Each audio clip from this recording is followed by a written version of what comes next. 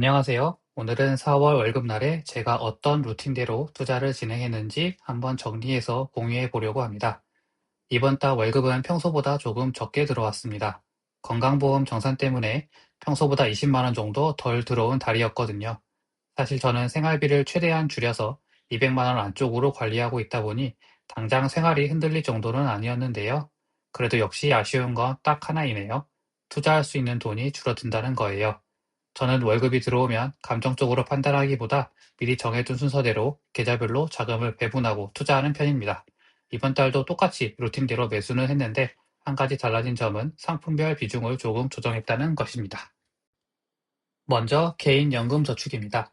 여기는 이번 달에도 똑같이 50만 원 투자했습니다. 예전에 비중을 TDF 30%, 나스닥 100 40%, 미국 배당 다우존스 15%, 국내 은행 고배당 15% 이렇게 가져갔었어요. 그런데 이번에는 TDF 30%, 나스닥 100 50%, 미국 배당 다우존스 10%, 국내 은행 고배당 10%로 바꿨습니다. 한마디로 말하면 나스닥 100 비중을 더 늘린 것이지요. 실제로 이번에 매수한 내역을 보면 코덱스 미국 나스닥 100을 25,990원에 8주, 타이거 은행 고배당 플러스를 27,125원에 3주, 에이스 미국 배당 다우존스를 14,725원에 5주 매수했고요. 그리고 남은 146,396원은 전액 TDF로 넣었습니다.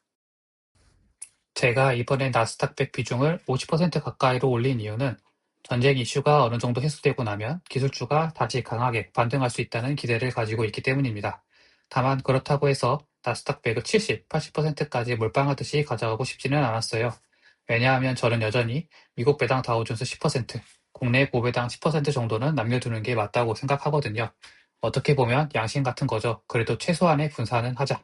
사실 월 50만 원 투자해서 비중을 조금 조정한 거라 금액 차이로 보면 고작 5만 원 정도 차이일 수도 있어요.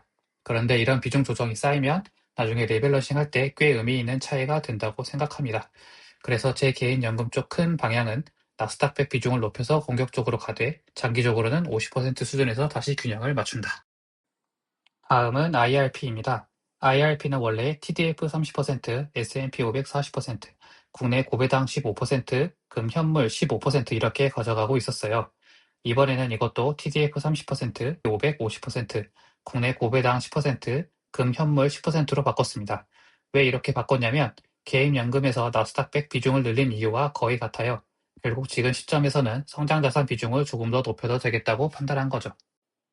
사실 여기서 고민을 좀 많이 했습니다. IRP 안에 있는 S&P 500을 아예 나스닥 100으로 바꿔서 더 공격적으로 할까 진지하게 고민했거든요.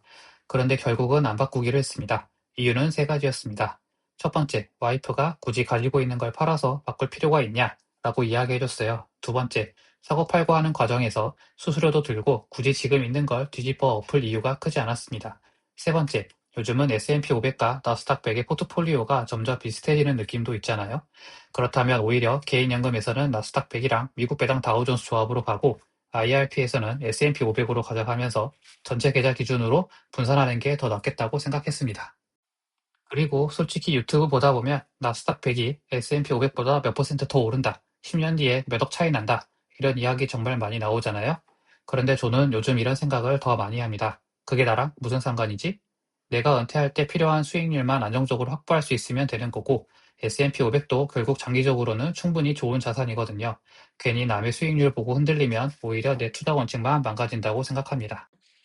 그래서 IRP에서는 S&P 500 비중을 50%로 올리는 선에서 마무리했습니다. 실제 매수도 그렇게 진행했어요. IRP는 월 투자금이 25만 원밖에 안 되다 보니까 원래 루틴대로 사려면 한 주도 못 사는 경우가 생길 때가 있습니다. 그래서 2개월치를 모아서 투자할까 생각도 했는데 이번에는 비중 조정까지 해야 하다 보니 그냥 25만 원 전액에 계좌에 남아있던 2만 원 정도를 더해서 코덱스 미국 S&P 500을 23,725원에 11주 매수했습니다. 다음은 직투계좌입니다. 원래는 여기에도 40만 원 정도 투자하려고 했어요. 그런데 이번 달은 건강보험 정산 때문에 월급이 적게 들어오면서 필수 지출이랑 최소한의 연금 투자 금액을 다 반영하고 나니까 남은 돈이 26만 원 정도였습니다. 그래서 직투는 이렇게 나눴어요. 먼저 20만 원은 소수점 매수용 자금으로 따로 뒀습니다. 이건 이제 외부 상황이 어떻든 간에 그냥 기계적으로 매수할 생각이에요. 매일 1만원씩, 구체적으로는 스파이지 8,000원, LS 일렉트릭 2,000원씩으로 계속 넣고 있습니다. 그리고 남은 6만원은 달러로 환전했습니다. 여기에 전달에 투자하고 남았던 5만원 전환까지 더해서 스파이지를 소수점으로 추가 매수했어요. 저는 요즘 스파이지에 꽤 공을 들이고 있습니다. 왜냐하면 이 계좌에서 스파이지 투자금이 이제 1,000만 원을 넘었기 때문에 수익률이 1%만 올라도 10만원씩 움직이는 느낌이 나거든요. 이게 체감이 꽤 큽니다.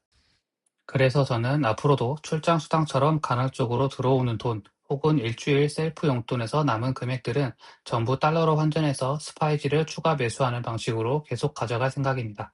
그래서 제 직투 계좌의 핵심은 한 번에 크게 사는 것보다 시드를 꾸준히 키우면서 자주 분할 매수하는 것이라고 보시면 될 것 같습니다.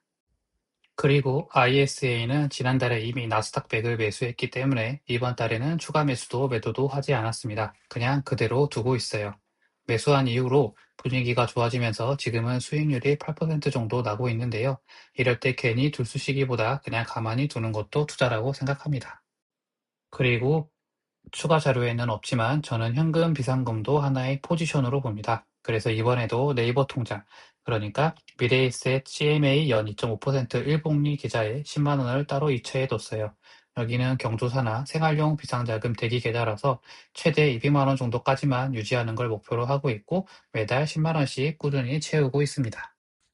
사실 연초에 AI 툴 결제한다고 한 번에 30만 원 정도 크게 쓴 적이 있어서 당분간은 이 비상금 계좌를 다시 채우는 데 집중해야 합니다. 저는 이런 현금도 그냥 놀고 있는 돈이라고 생각하지 않습니다. 언제든 필요할 때 꺼내 쓸 수 있는 안전판이고 그래서 투자 계좌 못지않게 중요하게 보고 있어요. 이렇게 월급을 받고 정해둔 방식대로 투자를 다 하고 나면 집에 와서 마지막으로 하는 루틴이 하나 있습니다. 바로 와이프와 같이 순자산 금액을 점검하는 거예요. 와이프도 월급날이 저랑 같아서 둘이 가계부를 펴놓고 각 계좌에 얼마가 들어있는지, 전달보다 얼마나 늘었는지 하나씩 수기로 적으면서 같이 확인합니다. 이 시간이 저는 꽤 좋더라고요.